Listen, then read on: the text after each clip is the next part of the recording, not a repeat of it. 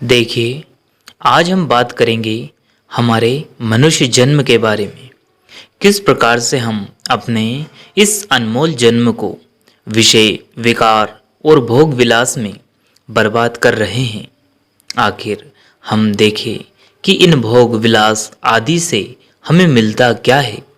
तो देखिए, हम जानेंगे कि जो भोग है विलास से, इनसे आगे चलकर हमें कई प्रकार के भयानक रोग, कई प्रकार की पीड़ाएं और अनेक प्रकार का जो कि सबसे ज़्यादा होता है वहाँ है असल में देखा जाए तो दुख, जो कि अंत में हर एक प्राणी को होता है।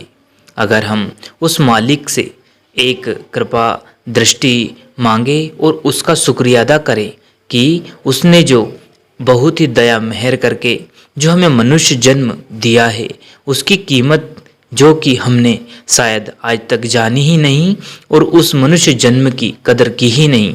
क्यों? क्योंकि वहाँ उसकी कीमत हमें समझ में ही नहीं आई। अगर हम निचले दर्जे के कई प्राणियों के जन्म के बारे में देखें तो उनमें कई बार हम कीड़े हुए, पतंगे हुए, पशु हुए, इनके जन्म से हम गुजर कर आए हैं। हमने कई बार देखा है कि इन जन्मों में भी हमने कई बार कई पति बने, पत्नी बने, बच्चे बने आदि के जन्म हमें मिले और उनमें भी हमने प्रेम किया, घृणा की, काम किया, भूख आदि सभी यह सब हमने देखा। और उस जन्म में हमने यह भी देखा कि वहाँ कितना दुख, कितनी परेशानी और कितनी अधिक पीड़ा होती है।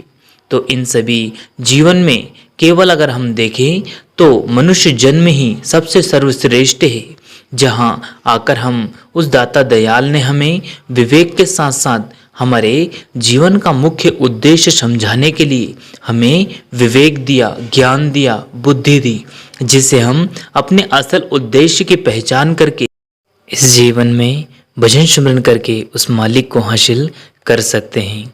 इसके लिए हमें उस मालिक दाता दयाल का शुक्रिया अदा करते हुए, पुण्य गुरु की खोज करते हुए हमें उस संत सदगुरु की शरण में जाना है, जो मुक्तिदाता हो, जो मुक्तियार हो, जो स्वयं उस मालिक की स्वरूप का साक्षात्कार हो। वही हमें उस मालिक के दीदार करा सकता है जिसने कहीं उस मालिक को कभी देखा हो।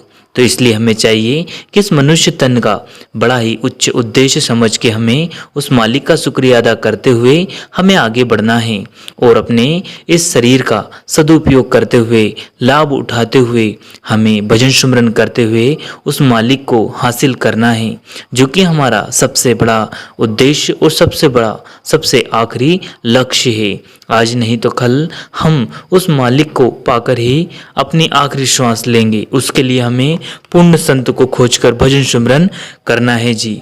उस दाता दयाल की कृपा से आज नहीं तो कल हम जरूर अपने इस मकसद में हासिल होएंगे और मुक्ति पालेंगे जी। साथ संगत जी, इसके लिए हमें भजन सुमरन करना है जी। अगर पूर्ण संत मिल जाए और उनके सत्संग मिल जाए तो इससे बड़ा हमारे जीवन का कोई और उद्देश्य हो ही नहीं सकता। वो दिन बड़ा ही अद्भुत दिन होगा, बड़ा ही पवित्र, बड़ा ही खुशियों भरा दिन होगा, जिस दिन गुरु से नामदान की बख्शिश करके हमारा नया जीवन शुरू होगा जी। अगर आपको नामदान मिल गए हैं तो जी आप इसको बड़े ही अच्छे कर्म मानते हुए भजन सुमरन खूब सारा करें जी।